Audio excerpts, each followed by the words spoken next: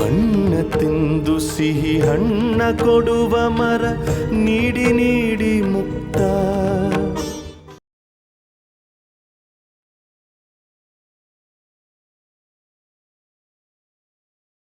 ಕೃಷ್ಣ, ದೇವ್ಯಾನಿಯಲ್ಲಿ?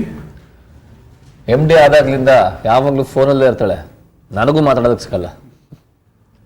ದೇವ್ಯಾನಿ,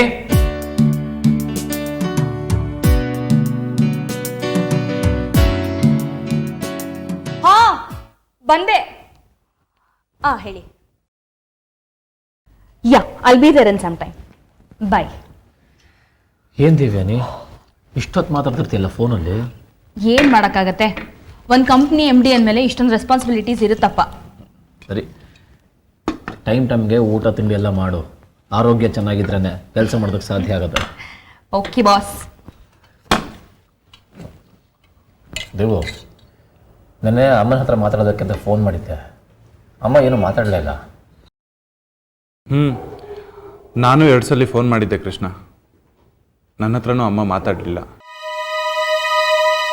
2 ಸರಿ ಫೋನ್ ಮಾಡಿದಾಗಲೂ ನಿವೇದಿತಾ ಅವರೇ ಫೋನ್ ತೊಗೊಂಡ್ರು. ಪಕ್ಕದಲ್ಲೇ ಅಮ್ಮನ ಮಾತು ಕೇಳಿಸ್ತಾನೆ ಇತ್ತು. ಆದರೂ ಅವರಲ್ಲಿಲ್ಲ ಅಂತ ನಿವೇದಿತಾ ಹತ್ರ ಹೇಳಿಸಿದ್ರು. ನೋಡಿ, ನಿವೇದಿತಾ ಅವ್ರ ಮನೆಗೆ ಹೋಗಿದ್ದು 1 ವಾರಕ್ಕೆ ಅಮ್ಮ ಎಷ್ಟು ಬದಲಾಗಿದ್ದಾರೆ ಅಂತ. ಹೆತ್ತು ಮಕ್ಳ ಜೊತೆನೂ ಮಾತಾಡದೇ ಇರೋ ಅಷ್ಟು. ಎಲ್ಲ ನಿವೇದಿತಾ ಮಾಡಿರೋ ಬ್ರೈನ್ ವಾಶು. ಅವ್ರ ಕೋಪನ ಈ ರೀತಿ ತೀರಿಸ್ಕೋತಿದ್ದಾರೆ. ಏನೇ ಕೋಪ ಇರಲಿ ದೇವ್ಯಾನಿ, ಆದರೆ ಈ ಥರ ತೋರಿಸ್ಕೊಳ್ಳೋದಿದೆಯಲ್ಲ,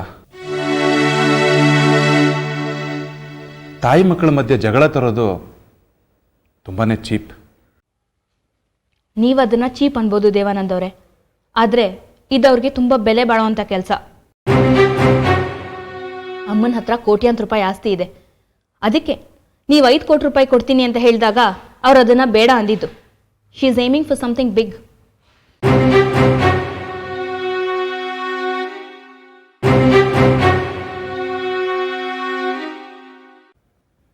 ಸರಿ, ನಾನೇನು ಹೊಡ್ತೀನಿ. ಸರ್, ಮುಖ್ಯಮಂತ್ರಿ ಸಾಹೇಬರು ಬರ್ತಾ ಇದ್ದಾರಂತೆ. ಪೊಲೀಸ್ ಇನ್ಫಾರ್ಮೇಷನ್ ಬಂತು. CM ಸಾಹೇಬರು ನಮ್ಮನೆಗೆ ಬರ್ತಿದ್ದಾರಾ? ಮತ್ತು CM ಅವ್ರ ಸೆಕ್ರೆಟರಿ ನನಗೇನು ಹೇಳಲೇ ಇಲ್ಲ. ಸರಿ, ನೀವೇನು ಹೊರಡಿ. ದೇವಾನಂದ್ ಅವರೇ, CM ಅವರು ನಮ್ಮನೆಗೆ ಬರ್ತಿದ್ದಾರೆ ಅಂದಮೇಲೆ ಏನೋ ಮುಖ್ಯವಾದ ವಿಷಯ ಇರಬೇಕು. ಇಲ್ಲ ಅಂದರೆ ಅವ್ರುಗಳ ಹತ್ರ ಎಲ್ಲ ಪರ್ಸ್ನಲ್ ವಿಸಿಟ್ಸ್ಗೆ ಅಂತೆಲ್ಲ ಹೋಗಲ್ಲ ಅಲ್ವಾ? ನನಗೂ ಅದೇ ಗೊತ್ತಾಗ್ತಾ ಇಲ್ಲ. ಪಾರ್ಟಿಲೇ ಏನೋ ಬಹುಶಃ ಸಮಸ್ಯೆ ಇರಬೇಕು. ಅದ್ರ ವಿಷಯ ಮಾತಾಡೋಕ್ಕೆ ಬರ್ತಾ ಇರಬೇಕು. ಏನೂ ಎಮರ್ಜೆನ್ಸಿ ಇಲ್ಲದೆ ಹಾಗೆಲ್ಲ ಅವ್ರ ಮನೆಗೆ ಬರೋದಿಲ್ಲ. ನಿನ್ನೆ ರಾತ್ರಿ ಕೃಷ್ಣಾನಂದ್ ಅವರು ನನಗೆ ಹೇಳಿದ ವಿಷಯ ಕೇಳಿದ್ರೆ ಇದ್ಯಾಕೋ ದೊಡ್ಡ ಸಮಸ್ಯೆ ಅಂತಾನೆ ಅನ್ನಿಸ್ತಾ ಇದೆ. ಏನು ಕೃಷ್ಣಾನಂದ್, ಏನು ದೇವ್ಯಾನಿ ಹೇಳ್ತಾ ಇರೋದು? ಏನಿಲ್ಲ ದೇವು, ಏನು ಹೇಳು.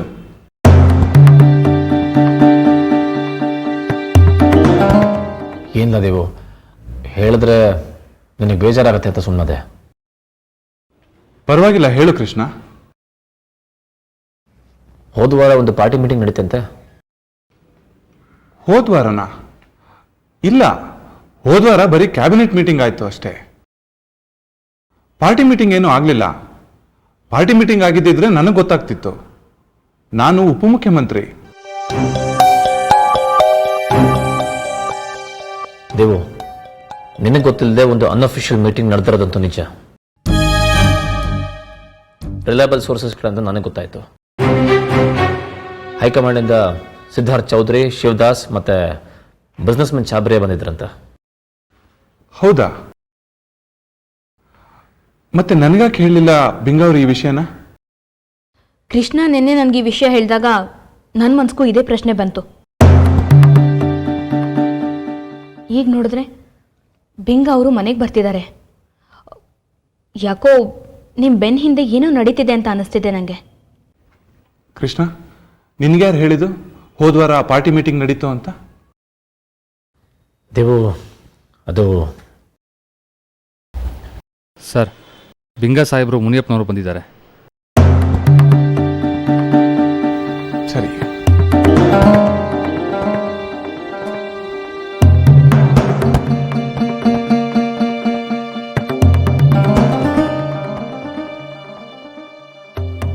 ಇದನ್ನು ಸೂಕ್ಷ್ಮವಾಗಿ ನಮಸ್ಕಾರ ದೇವಾನಂದ್.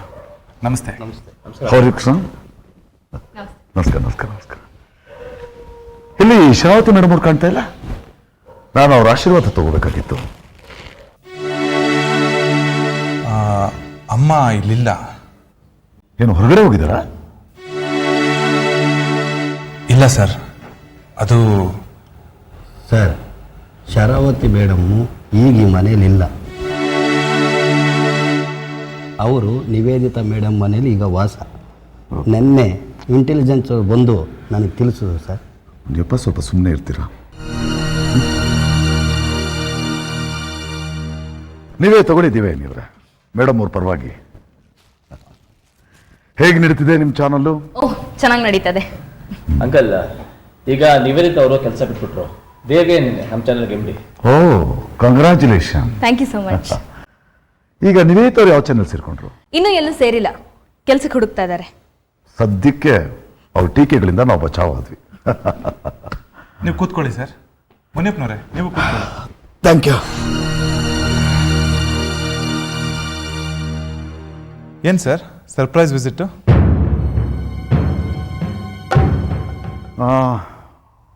ಏನಿಲ್ಲ ದೇವಾನಂದ್, ಕೆಲವು ವಿಚಾರಗಳನ್ನು ಆಫೀಸ್ನಲ್ಲಿ ಮಾತನಾಡೋದಕ್ಕಾಗೋದಿಲ್ಲ ನೋಡಿ, ತುಂಬ ಸೆನ್ಸಿಟಿವ್ ಆಗಿರುತ್ತವೆ. ಅದನ್ನು ಮಾತಾಡೋದಕ್ಕೋಸ್ಕರ ಇಲ್ಲಿ ಬಂದ್ವಿ ಅಷ್ಟೇ. ಇತ್ತೀಚೆಗೆ ಖ್ಯಾತ ಉದ್ಯಮಿ ಚಾಬರಿಯಾ ಅವರು ನಮ್ಮ ಪಕ್ಷಕ್ಕೆ ಸೇರ್ಪಡೆಯಾದಂಥ ವಿಚಾರ ತಮಗೆ ಗೊತ್ತಿರ್ಬೋದು. ಹೀಗೆ ಗೊತ್ತಾಯ್ತು ಸರ್, ಅನ್ಅಫಿಷಿಯಲ್ ಆಗಿ. ಅಫಿಷಿಯಲ್ ಆಗಿ ಯಾರು ನನಗೇನು ಹೇಳಲಿಲ್ಲ. ಕಳೆದ ವಾರ ಪಾರ್ಟಿ ಮೀಟಿಂಗ್ ಕೂಡ ಆಯ್ತಂತೆ, ಅದಕ್ಕೆ ಚಾಬ್ರಿ ಅವರು ಬಂದಿದ್ರಂತೆ.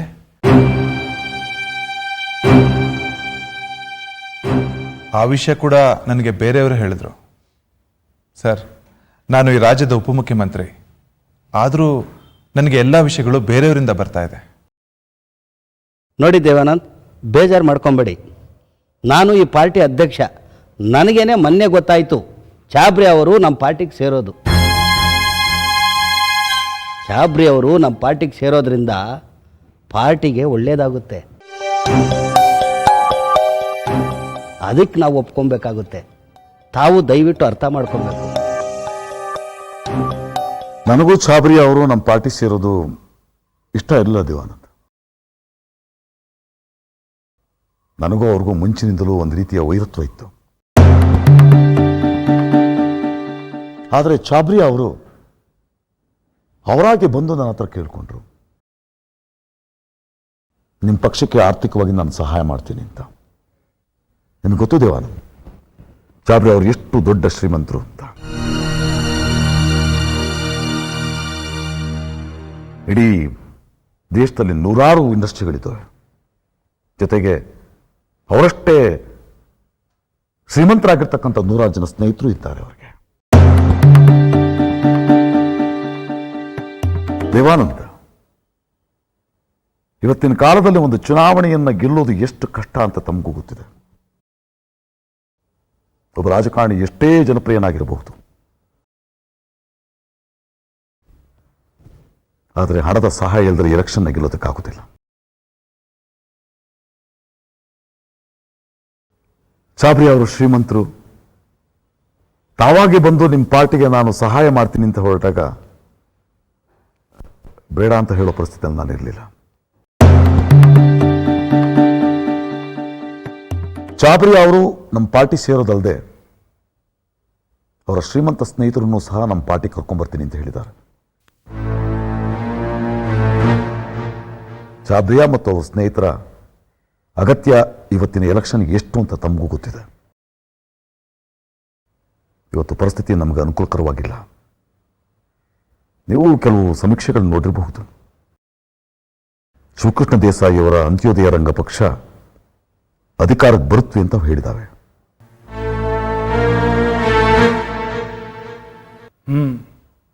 ನಾನು ನೋಡಿದೆ ಸರ್. ನಮ್ಮ ಕಡೆ ಬಹಳಷ್ಟು ಮಿನಿಸ್ಟ್ರುಗಳು ಜನರ ದೃಷ್ಟಿನಲ್ಲಿ ಹೆಸರು ಕೆಡಿಸ್ಕೊಂಡಿದ್ದಾರೆ. ಹೆಚ್ಚಿನವ್ರ ಮೇಲೆ ಭ್ರಷ್ಟಾಚಾರದ ಆರೋಪ ಇದೆ. ಇನ್ನು ಕೆಲವರು ತಮ್ಮ ಕ್ಷೇತ್ರದಲ್ಲಿ ಸರಿಯಾಗಿ ಕೆಲಸ ಮಾಡಿಸಿಲ್ಲ. ಹೀಗಾಗಿ ಜನರಿಗೆ ನಮ್ಮ ಬಗ್ಗೆ ಕೋಪ ಇದೆ. ಕರೆಕ್ಟಾಗಿ ಸಿಚುವೇಶನ್ನ ನೀವು ಅರ್ಥ ಮಾಡ್ಕೊಂಡಿದ್ದೀರಿ ದೇವಾನಂದ್. ಜನ ನಮ್ಮ ಮೇಲೆ ಕೋಪ ಮಾಡ್ಕೊಂಡಿರೋದು ನ್ಯಾಯವಾಗೇ ಇದೆ. ಹಾಗಂತ ನಾವು ಸುಮ್ಮನೆ ಕೂತ್ಕೊಂಡ್ರೆ ಎಲೆಕ್ಷನ್ನಲ್ಲಿ ಸೋತು ಬಿಡ್ತೀವಿ. ಪ್ರತಿ ರಾಜಕಾರಣಿಗೂ ಎಲೆಕ್ಷನ್ ಗೆದ್ರೇನೆ ಅಸ್ತಿತ್ವ ಉಳ್ಕೊಳ್ಳೋದು. ಎಲೆಕ್ಷನ್ ಗೆಲ್ಲದೆ ಹೋದ್ರೆ ಅವನ್ನ ಯಾರೂ ಮಾತಾಡ್ಸೋದಿಲ್ಲ.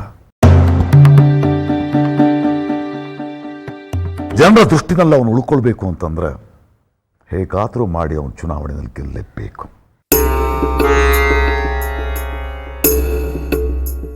ಈಗ ನಾವು ಎಲೆಕ್ಷನ್ ಗೆಲ್ಲಲೇಬೇಕು ಅಂದ್ರೆ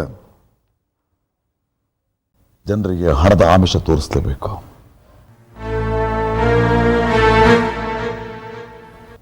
ಒಟ್ಟು 325 ಕ್ಷೇತ್ರಗಳಲ್ಲಿ ಇರಬೇಕು. ಅಷ್ಟು ಹಣ ಖರ್ಚು ಮಾಡೋದಕ್ಕೆ ಬೇಕು ನಮಗೆ.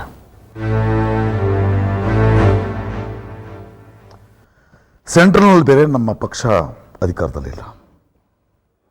ಹಾಗಾಗಿನೇ ನಮ್ಗೆ ಎಲೆಕ್ಷನ್ ತುಂಬ ಟಫ್ ಆಗಿದೆ. ಒಂದೊಂದು ಕ್ಷೇತ್ರಕ್ಕೆ 5 ಕೋಟಿ ರೂಪಾಯಿಗಳ ಥರ ಒಟ್ಟು 1500 ಕೋಟಿ ರೂಪಾಯಿಗಳು ಬೇಕು.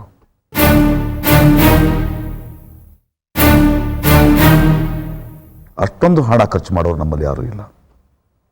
ಹೀಗಾಗಿನೇ ನಾವು ಚಾಬ್ರಿಯಾ ಮತ್ತು ಅವರ ಶ್ರೀಮಂತ ಸ್ನೇಹಿತರ ಮೇಲೆ ಡಿಪೆಂಡ್ ಆಗಬೇಕಾಗಿದೆ ಫಂಡ್ಗೋಸ್ಕರ. ಇಷ್ಟೆಲ್ಲ ಖರ್ಚು ಮಾಡಿದ ಅವರು ನಮ್ಮ ಪಾರ್ಟಿಯಿಂದ ಭಾರಿ ಪ್ರತಿಫಲವನ್ನೇ ನಿರೀಕ್ಷೆ ಮಾಡ್ತಾ ಇದ್ದಾರೆ.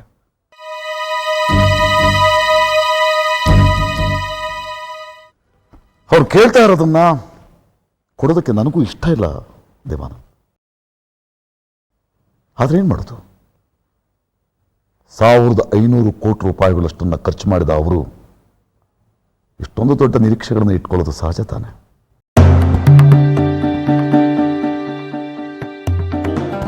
ಬಂಡವಾಳ ಹಾಕಿದ ವ್ಯಕ್ತಿಗಳು ಲಾಭ ಕೇಳದೆ ಇರ್ತಾರೆ ಸ್ವಾಮಿ.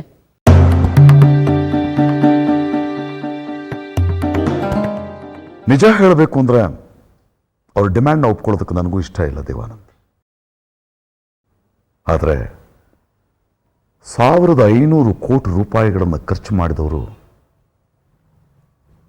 ಪ್ರತಿಫಲನ ನಿರೀಕ್ಷೆ ಮಾಡೇ ಮಾಡ್ತಾರಲ್ವಾ ದೇವಾನಂದ್?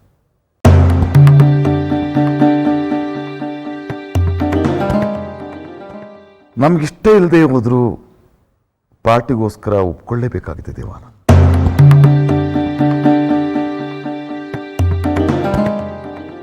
ಪಾರ್ಟಿಗೋಸ್ಕರ ನಾನು, ನೀವು ಎಲ್ಲರೂ ಸ್ಯಾಕ್ರಿಫೈಸ್ ಮಾಡಲೇಬೇಕು. ಸರ್, ಚಾಪ್ರಿ ಅವರು ಏನು ಡಿಮ್ಯಾಂಡ್ ಮಾಡ್ತಿದ್ದಾರೆ ಸರ್? ಚಾಬ್ರಿ ಅವರು ಉಪಮುಖ್ಯಮಂತ್ರಿ ಸ್ಥಾನ ಬೇಕು ಅಂತ ಕೇಳ್ತಾ ಇದ್ದಾರೆ.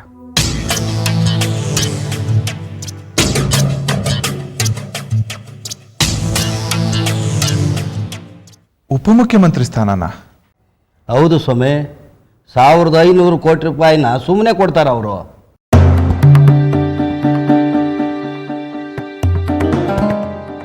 ಇದಕ್ಕೆ ಪಾರ್ಟಿ ಹೈಕಮಾಂಡ್ ಏನು ಹೇಳುತ್ತೆ ಸರ್? ಅವ್ರು ಇದನ್ನು ಒಪ್ಪಿದಾರಾ? ಇಲ್ಲ ದೇವಾನಂದ,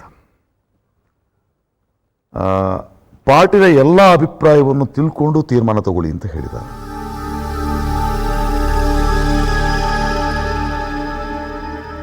ತಮ್ಮ ಅಭಿಪ್ರಾಯ ಏನು ಅಂತ ತಿಳ್ಕೊಳ್ಳೋದಕ್ಕೋಸ್ಕರ ಇಲ್ಲಿ ಬಂದ. ತಮ್ಮ ಅಭಿಪ್ರಾಯ ಏನು ದೇವಾನಂದ್?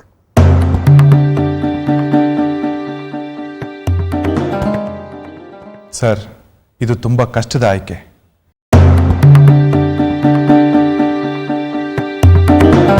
ಸರ್, ಈಗ ತಾನೇ ರಾಜಭವನದಿಂದ ಫೋನ್ ಬಂದಿತ್ತು. ಚಾಬ್ರೆ ಸಾಹೇಬರು ಉಪಮುಖ್ಯಮಂತ್ರಿಯಾಗಿ ಪ್ರಮಾಣ ವಚನ ಸ್ವೀಕಾರ ಮಾಡೋದಕ್ಕೆ ನಾಡಿದ್ದೆಲ್ಲ ರೆಡಿಯಾಗಿದೆ ಅಂತ ಹೇಳಿದ್ರು.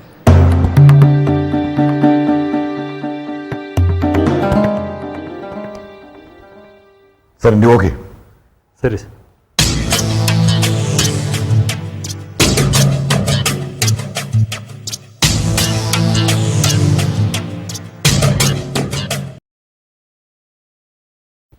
ಏನು ಸರ್ ಇದು? ನೀವು ಮತ್ತೆ ಪಾರ್ಟಿ ಹೈಕಮಾಂಡು ಚಾಬ್ರಿ ಅವ್ರನ್ನ ಉಪಮುಖ್ಯಮಂತ್ರಿ ಮಾಡಬೇಕು ಅಂತ ಮೊದಲೇ ತೀರ್ಮಾನ ಮಾಡ್ಕೊಂಡಿದ್ದೀರಾ? ಸುಮ್ಮನೆ ನನಗೆ ಹೇಳಕ್ ಬಂದಿದ್ದೀರಾ? ನಾಡಿದ್ದು ಚಾಬ್ರಿ ಅವರ ಪ್ರಮಾಣ ವಚನ ಸಮಾರಂಭದ ಸಿದ್ಧತೆ ಕೂಡ ಮಾಡ್ಕೊಂಡಿದ್ದೀರಾ ಅಂದ್ರೆ ಏನರ್ಥ ಸರ್? ನನ್ನ ಅಭಿಪ್ರಾಯಕ್ಕೆ ಏನು ಬೆಲೆ ಇಲ್ಲ ಅಂತ ತಾನೆ? ನೀವು ನನ್ನನ್ನು ಒಂದು ಮಾತಾದರೂ ಕೇಳಬಹುದಿತ್ತು ಸರ್. ಖಂಡಿತ ನಾನು ಅಪೋಸ್ ಮಾಡ್ತಾ ಇರಲಿಲ್ಲ. ಆದರೆ ಈ ರೀತಿ ನನಗೆ ಅವಮಾನ ಮಾಡಬಾರ್ದಾಗಿತ್ತು. ಒಬ್ಬ ಆರ್ಡಿನರಿ MLA ಮಾತಿಗಿರೋಷ್ಟು ಬೆಲೆ ಕೂಡ ನನಗಿಲ್ಲದೆ ಹೋಯ್ತಲ್ಲ ಅನ್ನೋದಷ್ಟೇ ನನ್ನ ಬೇಸರ.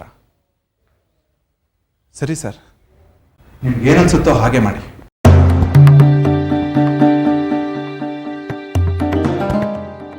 ದೇವಾನಂದ್, ನೀವು ನಿಮ್ಮ ಮನಸ್ಸಿಗೆ ತುಂಬ ಹರ್ಟ್ ಮಾಡ್ಕೊಂಡ್ಬಿಡ್ತೀರಾ. ನಮ್ಮ ಉದ್ದೇಶ ನಿಮ್ಗೆ ಹರ್ಟ್ ಮಾಡೋದಲ್ಲ. ನನಗೊಂದು ಮಾತು ತಿಳಿಸ್ದೆ ಚಾಬ್ರಿ ಅವರ ಪ್ರಮಾಣ ವಚನಕ್ಕೆ ಪೂರ್ತಿ ಸಿದ್ಧತೆ ಮಾಡಿಕೊಂಡು ಕೊನೆ ಕ್ಷಣದಲ್ಲಿ ನನಗೆ ವಿಷಯ ತಿಳಿಸೋ ನೆಪದಲ್ಲಿ ಇಲ್ಲಿಗೆ ಬಂದಿದ್ದೀರಾ ಅಲ್ವಾ ಸರ್? ದೇವಾನಂದ್ ಪ್ಲೀಸ್, ಚಾಬ್ರಿ ಅವ್ರನ್ನ ಯಾಕೆ ಪಾರ್ಟಿಗೆ ಸೇರಿಸ್ಕೋಬೇಕಾಯ್ತು ಅಂತ ವಿವರಣೆ ಕೊಟ್ಟಿದ್ದೀನಲ್ವಾ ತಮಗೆ? ನೋಡಿ, ನನಗೂ ಆ ಚಾಬ್ರಿ ಅವ್ರನ್ನ ಪಾರ್ಟಿ ಸೇರಿಸ್ಕೊಳ್ಳೋದು ಇಷ್ಟ ಇರಲಿಲ್ಲ. ಏನ್ ಮಾಡೋದು ಹೇಳಿ? ಹೈಕಮಾಂಡ್ನವರು ಎಲೆಕ್ಷನ್ ಫಂಡ್ಗೋಸ್ಕರ ಅವ್ರನ್ನ ಪಾರ್ಟಿ ಸೇರಿಸ್ಕೊಂಡು ನಿರ್ಧಾರ ಮಾಡಿದ್ದಾರೆ. ಹೇಗೆ ನೋಡಿದ್ರೆ ಚಾಬ್ರಿ ಅವರು ನಾನು ಉಪಮುಖ್ಯಮಂತ್ರಿ ಮಾಡಿ ಆದಷ್ಟು ಬೇಗ ಅಂತ ಪ್ರೆಷರ್ ಇರ್ತಿದ್ದಾರೆ ಹೈಕಮಾಂಡ್ ಮೇಲೆ. ನನ್ನ ಅರ್ಥ ಮಾಡ್ಕೊಳ್ಳಿದ್ದೀವ, ನಾನು ನಿಮ್ಮನ್ನು ಹರ್ಟ್ ಮಾಡೋ ಉದ್ದೇಶ ನಂದಲ್ಲ.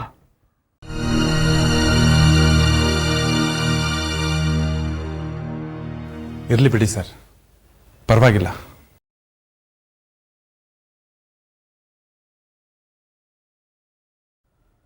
ದೇವಾನಂದ್, ನೀವು ಉಪಮುಖ್ಯಮಂತ್ರಿಯಾಗಿ ನನ್ನ ಸರ್ಕಾರದಲ್ಲಿ ಇರೋದಿಲ್ಲ ಅಂದ ಮಾತ್ರಕ್ಕೆ ನೀವು ನಮ್ಮ ಕ್ಯಾಬಿನೆಟ್ನಲ್ಲಿ ಇರೋದಿಲ್ಲ ಅಂತಲ್ಲ. ನೀವು ಮಂತ್ರಿಯಾಗಿರ್ತೀರಿ. ನಿಮ್ಗೆ ಯಾವ ಖಾತೆ ಬೇಕೋ ಆರಿಸ್ಕೊಳ್ಳಿ.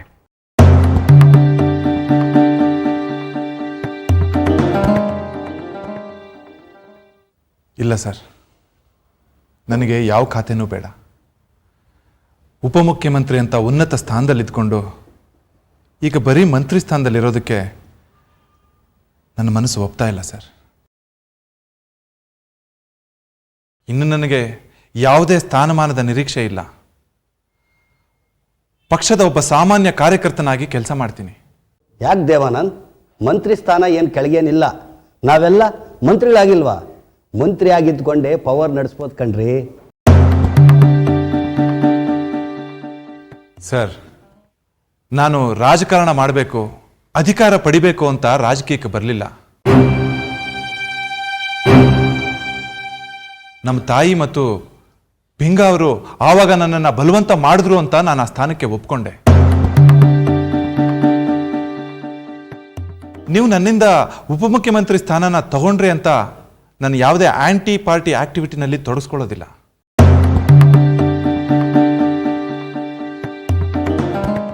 ಆದರೆ ನೀವು ಮಂತ್ರಿ ಆಗಿರಬೇಕು ಅನ್ನೋದು ನಮ್ಮೆಲ್ಲರ ಇಚ್ಛೆ. ಇಲ್ಲ ಸರ್, ನನಗೆ ದಯವಿಟ್ಟು ಬಲವಂತ ಮಾಡಬೇಡಿ. ನನಗೆ ಯಾವುದೇ ಸ್ಥಾನ ಬೇಡ.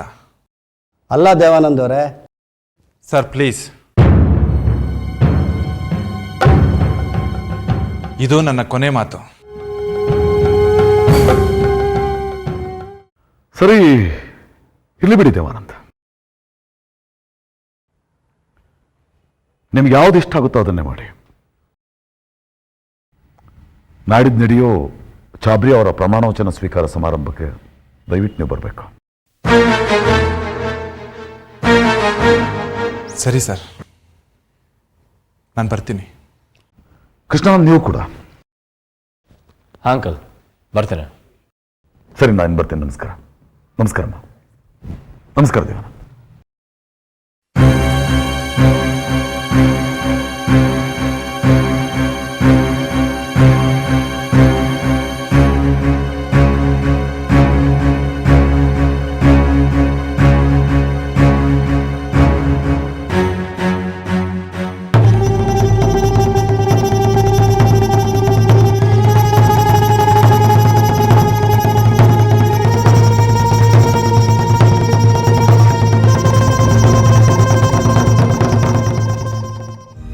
ഇരുള വിരുദ്ധ ಬೆಳಕಿನ ಯುದ್ಧ ಕೊನೆಯಿಲ್ಲದ ಕಾದಾಟ ತಡೆಯೇ ಇಲ್ಲದೆ ನಡೆಯಲೇಬೇಕು ಸೋಲಿಲ್ಲದ ಹೋರಾಟ